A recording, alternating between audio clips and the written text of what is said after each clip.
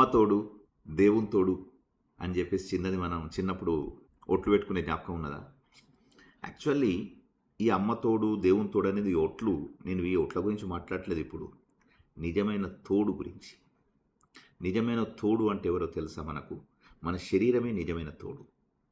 ఒకవేళ మన శరీరం మనకు సహకరించడం మానివేస్తే మీ దగ్గర ఎన్ని కోట్లున్నా, యావత్ ఆస్తి ఉన్నా, ఎన్ని భూములున్నా, నీ చుట్టూ ఉన్నటువంటి ఎంతమంది సూపర్ స్పెషాలిటీ వైద్యులున్నా, బంధుగణమున్నా, స్నేహగణమున్నా, ఎంత మంద ఉన్నా కూడా నిన్నెవ్వరూ కాపాడలేరు.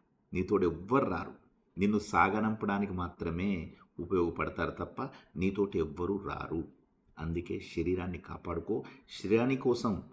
శరీరాని కోసం మాత్రమే టైం కేటాయించు. అది కేటాయిస్తే అది ఎంతో కొంత మనం పెంపొందించుకుంటాం. అలా అని చెప్పేసి 150 ఏళ్ళేం బతకం, కానీ ఉన్నన్ని రోజులు పరస్వాధీనం కాకుండా ఉంటాం. కాదంటారా? Wish you all the best.